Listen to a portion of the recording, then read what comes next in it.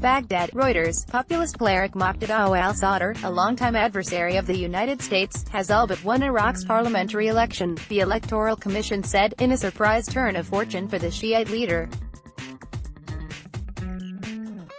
In the first election since Islamic State was defeated in the country, Iran-backed Shi'ite militia chief Hadi al-Amiri's bloc was in second place, while Prime Minister Haider al-Abadi, once seen as the frontrunner, trailed in third. The preliminary results were based on a count of more than 91% of the votes cast in 16 of Iraq's 18 provinces. Sadr's bloc did not run in the remaining two provinces, Kurdish Dohuk and the ethnically mixed oil province of Kirkuk.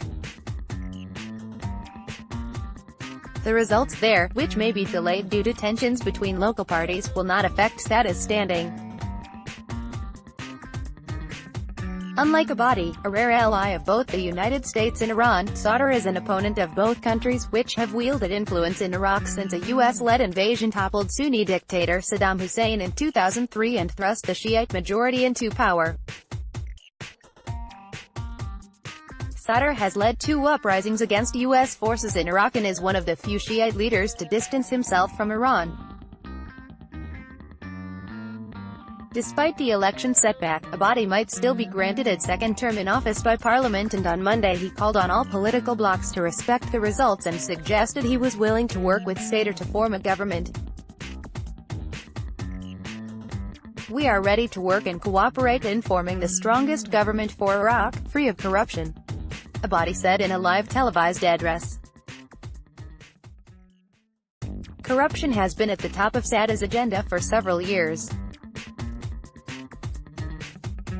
Projecting himself as an Iraqi nationalist, Sadr has a zealous following among the young, poor and dispossessed, but he had been sidelined by influential Iran-backed figures. He cannot become prime minister as he did not run in the election, though his apparent victory puts him in a position to pick someone for the job. But even then, his bloc might not necessarily form the next government. Whoever wins the most seats must negotiate a coalition government in order to have a majority in parliament. The government should be formed within 90 days of the official results. Saturday's election is the first since the defeat of Islamic State last year. The group overran a third of Iraq in 2014. Turnout was 44.52% with 92% of votes counted, the Independent High Electoral Commission said, the lowest participation rate in Iraq's post-Saddam history. Full results are due to be officially announced later on Monday. Election calculus: Sadr and Amiri both came in first in 4 of the 10 provinces where votes were counted, but the cleric's bloc won significantly more votes in the capital, Baghdad, which has the highest number of seats. A document provided to Reuters by a candidate in Baghdad that was also circulating among journalists and analysts showed results from all 18 provinces. Reuters could not independently verify the document's authenticity, but the results in it for the 16 announced provinces were in line with those announced by the Commission. Reuters' calculations based on the document showed Sadr had won the nationwide popular vote with over 1.3 million votes and gained around 54 of Parliament's 329 seats. He was followed by Amiri with more than 1.2 million votes, translating into around 47 seats, and al-Abadi with more than 1 million votes and about 42 seats. Former Prime Minister Nouri al-Maliki, a close ally of Iran like Amiri, came in fourth, with around 25 seats. The remaining uncounted ballots, mostly from Iraqis abroad, the security services, and internally displaced people voting in camps and elsewhere, might change the final seat tallies but only marginally. Winning the largest number of seats does not automatically guarantee that Sadr will be able to hand-pick a prime minister. The other winning blocs would have to agree on the nomination. In a 2010 election, Vice President Ayad Alawi's group won the largest number of seats, albeit with a narrow margin, but he was blocked from becoming premier, for which he blamed Tehran. New government. A similar fate could befall Sadr. Iran has publicly stated it will not allow his bloc to govern.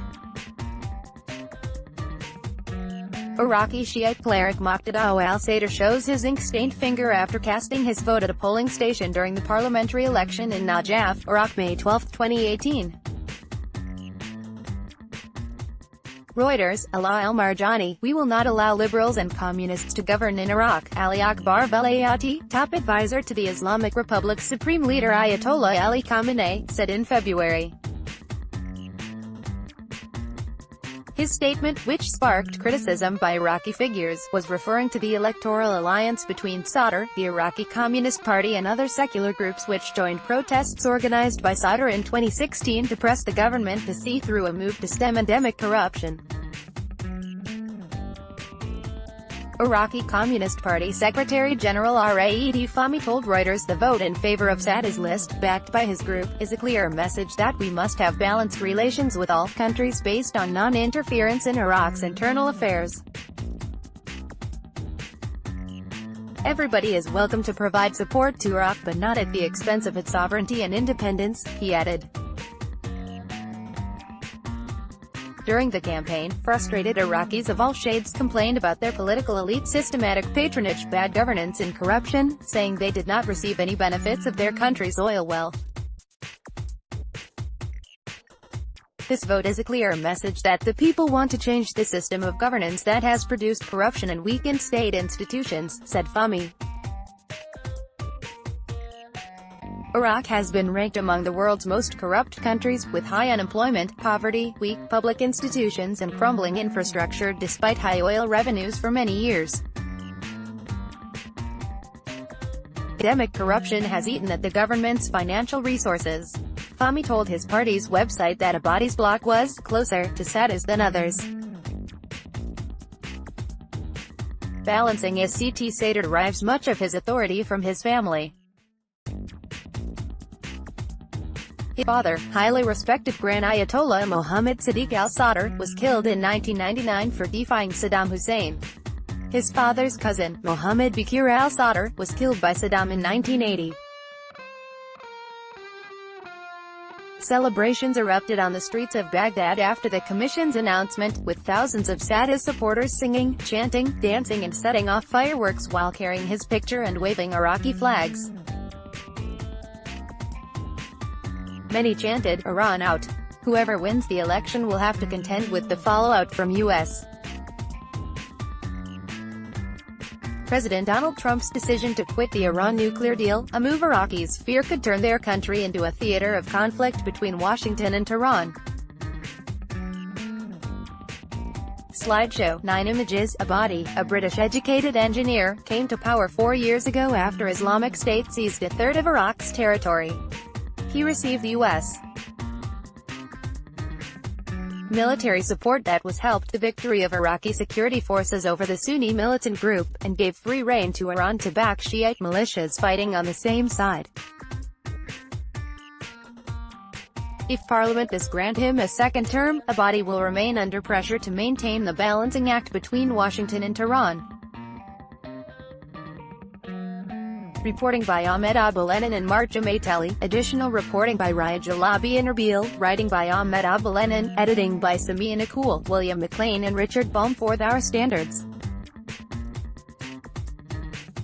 The Thomson Reuters Trust Principles.